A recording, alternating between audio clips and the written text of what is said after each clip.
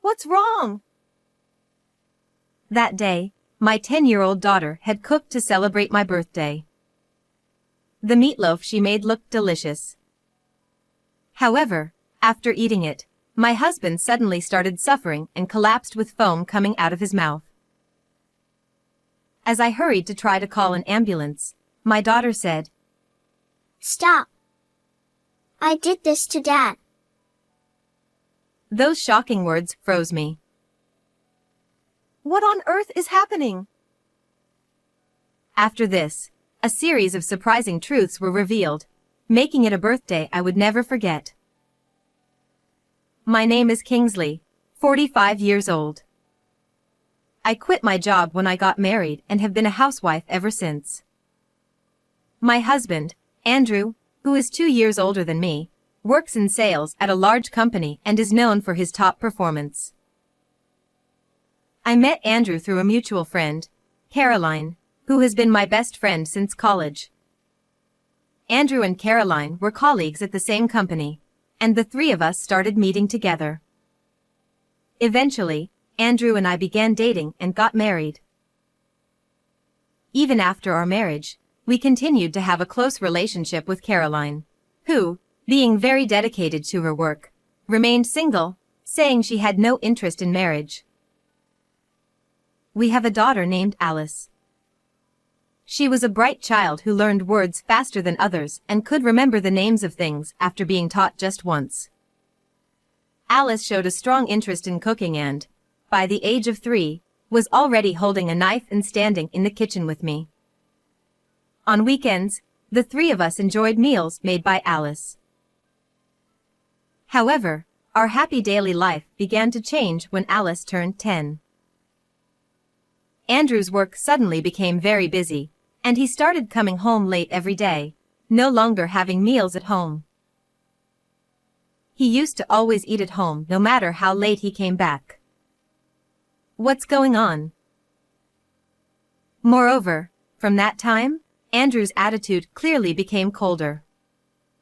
Even when he was at home, he would just look at his phone screen, and when we talked to him, his expression would immediately darken, showing an annoyed attitude.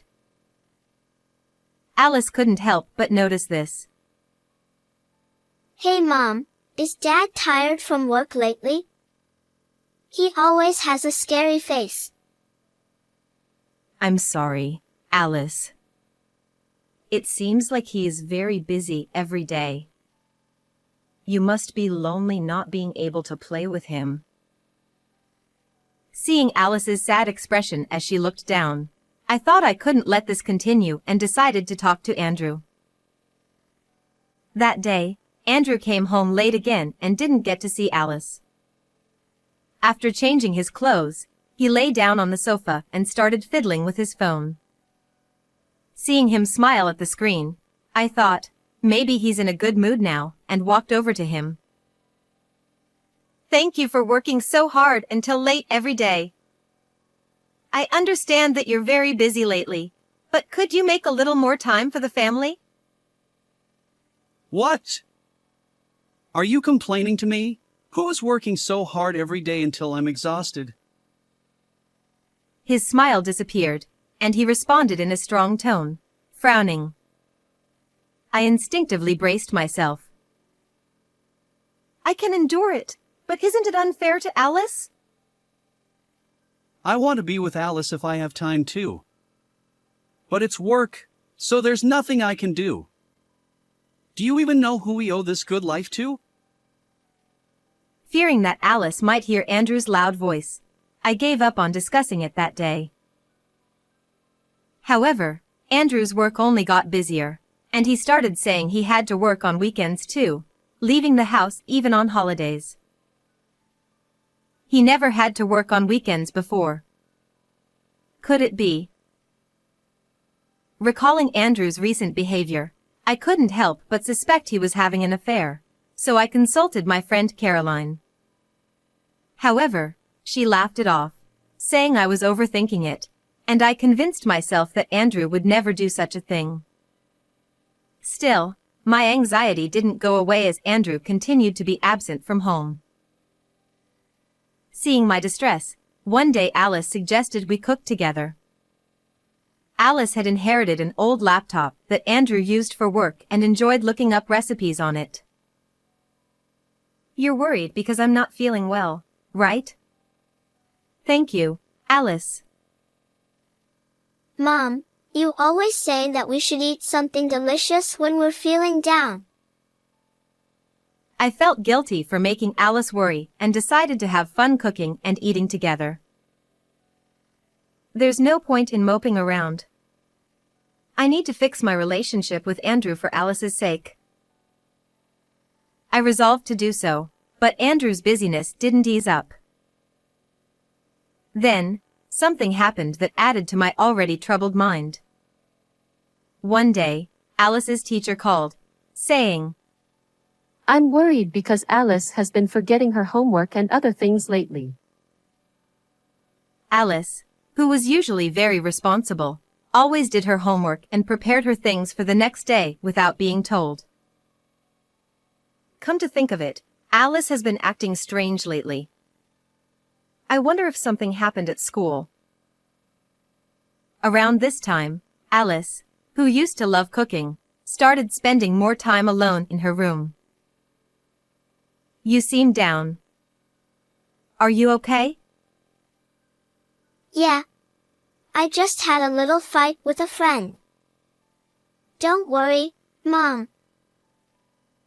Alice didn't want to talk about it any further, so I had no choice but to leave her be.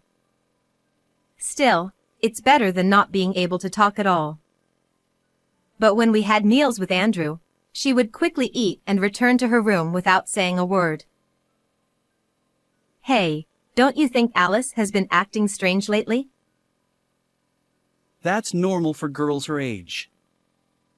It's just a phase, nothing to worry about. Unlike my anxiety, Andrew seemed indifferent, which frustrated me. Then one day, out of the blue, Andrew suggested having a birthday party for me. He's so carefree, even though Alice is still down. I was annoyed, but I thought it might cheer Alice up, so I agreed. A few days before the party, Andrew, who had come home early for a change, suggested to Alice that she cook something for me on the day of the party. At first, Alice was reluctant, but she eventually agreed, saying, If it's for Mom. On the day of the party, Alice decided to make meatloaf, a dish she had learned in her school class. It was my favorite dish. Today is Kingsley's special day, so just sit back and relax. Andrew said, unusually taking charge in the kitchen and starting to cook with Alice. Soon, Caroline, whom we had invited, also arrived. Happy birthday, Kingsley! Thank you for inviting me today. Why so formal? It's only natural to invite the best friend to your birthday. Her arrival brightened the atmosphere, and I felt relieved. The meal was finally ready, and the birthday party began. I'm starving. But the guest of honor should go first. Here you go. Andrew said. It's embarrassing when you say it like that. Well, I'll take you up on your offer. It looks delicious. Just as I was about to start with the salad, Andrew raised his voice. Hey. You have to start with the meatloaf. Alice made it especially for you. Oh, you're right. I'll start with this then. As soon as Andrew saw me take a bite of the meatloaf, he began eating as well. This is delicious. As expected from our talented cook, Alice. Ugh! Ugh! Suddenly, Andrew collapsed, foaming at the mouth. Andrew! Are you okay? I hurriedly grabbed my phone to call an ambulance when Alice shouted, Stop. Don't call an ambulance. I did this to Dad. For a moment, I couldn't understand what was happening and could only stare at Alice. What? What do you mean, Alice? What are you saying? Alice remained silent, looking down, as if she couldn't hear my panicked voice. At that moment, Andrew began groaning in pain again. Hearing this, Caroline, in tears, called for an ambulance. I accompanied Andrew to the hospital, unable to comprehend the situation. Thanks to the quick medical response, Andrew's life was saved. But the doctor's words sent chills down my spine. They suspected that Andrew's symptoms were due to an overdose of medication. When asked if I had any idea what could have caused it, I could only shake my head. In the end, the cause remained unknown. Wait a minute. Could it be what Alice said? The words I did this kept echoing in my mind, filling me with dreadful thoughts. Once Andrew was stable, I returned home alone and cautiously asked Alice, who had been waiting at home, about the truth. The shocking revelation from Alice felt like a hammer blow to my head. Determined to uncover the truth, I decided to take action.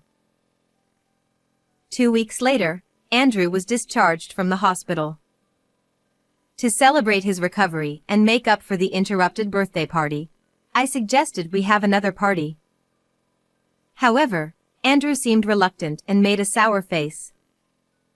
I managed to persuade him and invited Caroline as well, deciding to hold the party at our house. Since I had to prepare the food, I asked Caroline to pick up Andrew from the hospital. When Andrew came home, he was quiet at first but gradually seemed to regain his spirits. Ah, there's no place like home. Where's Alice? Alice! Andrew called out. She's been staying at my parents' house since that day. She hasn't been herself lately, so I thought a change of scenery might help her feel better. Andrew looked disappointed to hear that Alice wasn't home, but his mood improved as he saw the feast being laid out. Even though Alice isn't here, let's celebrate with the three of us. I'll bring out the main dish now. Kingsley, you seem more enthusiastic than usual. Andrew remarked. I brought out the freshly cooked dish, still steaming, and placed it in front of them. Andrew and Caroline, who had been chatting happily, exchanged glances and frowned. This is meatloaf, isn't it? Andrew said. Why is this the main dish? Caroline added. Ignoring their reactions, I sat down and said, If I remember correctly, this is your favorite dish, right? Don't be shy, dig in. Go ahead. Seeing them hesitate, I smiled faintly. What's wrong?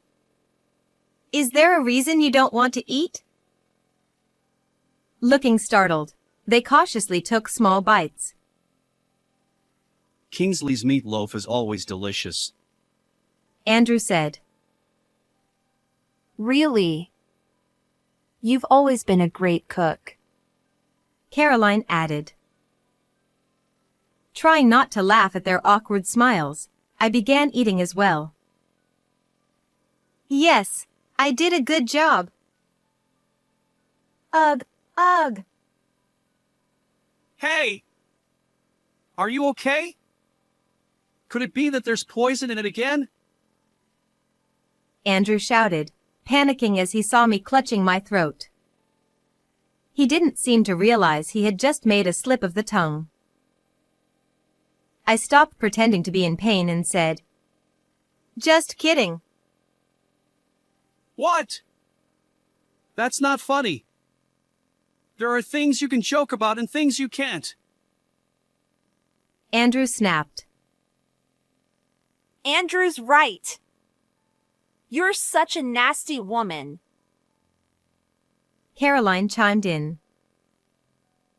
As they both attacked me in unison, I spoke in a voice as cold as ice. What did you just say? Poison again? What do you mean by that? Well, that is... Andrew stammered, finally realizing he had let something slip. Do you remember what Alice said that day?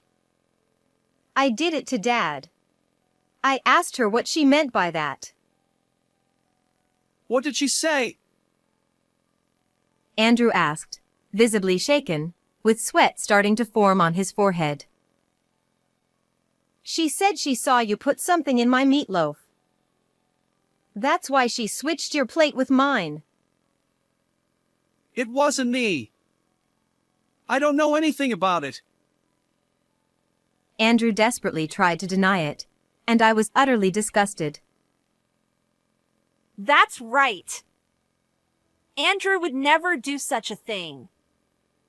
It's crazy to take a child's words seriously. Caroline added. Isn't it crazier to have an affair with your best friend's husband? I retorted. Caroline looked momentarily shocked. Then her eyes darted around nervously. What? What are you talking about all of a sudden? I don't understand. Kingsley, what's gotten into you? There's no way something like that could happen between me and her. Andrew said, trying to deflect. I glared at them and pulled out my phone, opening the screen. These are the messages that were sent to the laptop you gave Alice. The messages were proof of Andrew and Caroline's affair. You forgot that you had set your phone's emails to also be sent to the laptop, and you let Alice use it. Oh. So Alice saw them? Andrew exclaimed. Yes. She accidentally found out and didn't know whether to tell me, which is why she was acting strange at school. Andrew muttered. I see.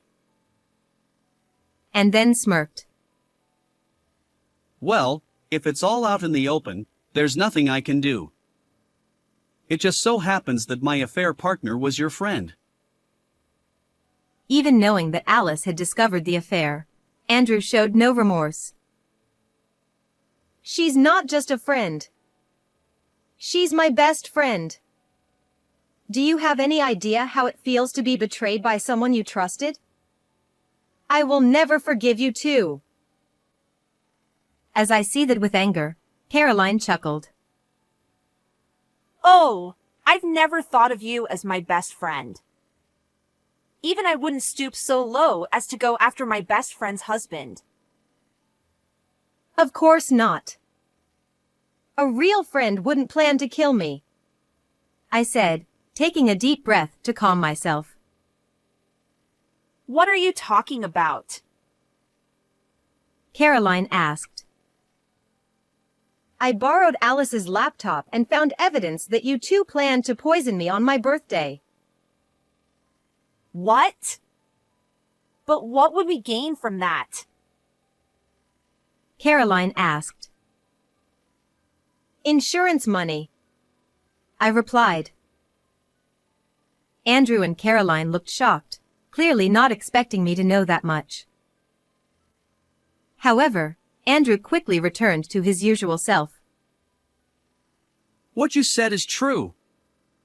But I'm the one who actually ate the drugged meatloaf and almost died. Just planning it shouldn't be a big deal, right? Andrew said. That's right. We didn't actually do anything. Too bad for you. Caroline added. Seeing their smug faces, I felt laughter bubbling up past my disappointment, but I held it back. Since you seem unaware, let me inform you. Even if it was just an attempt, planning it is still a serious crime. Too bad for you. What? No way!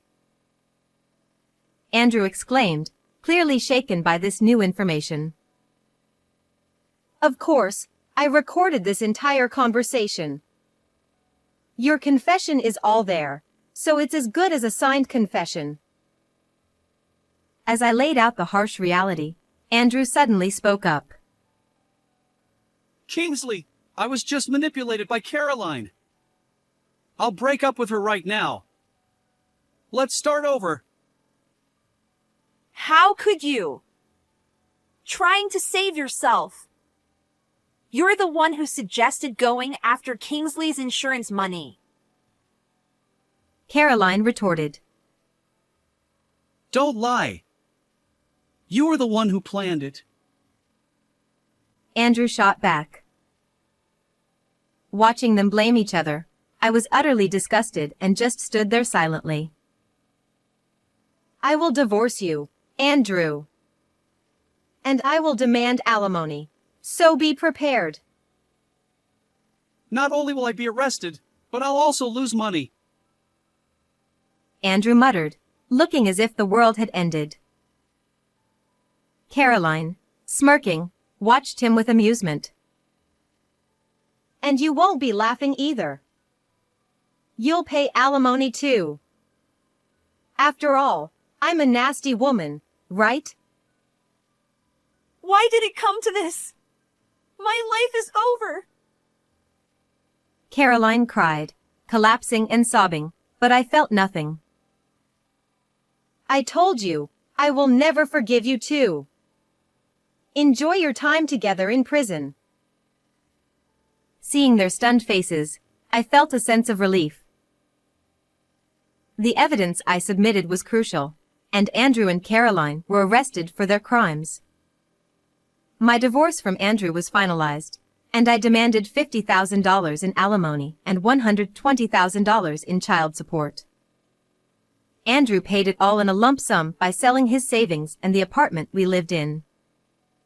I also demanded $30,000 in alimony from Caroline, who initially resisted but paid up once a lawyer got involved. I decided to move back to my parents' house with Alice. At first, Alice was still down, but she soon returned to her usual self, and we started cooking together in the kitchen. Alice, who now dreams of becoming a chef, is growing up so fast, and I look forward to seeing her future. How did you like this story? Don't forget to subscribe to the channel. See you in the next video.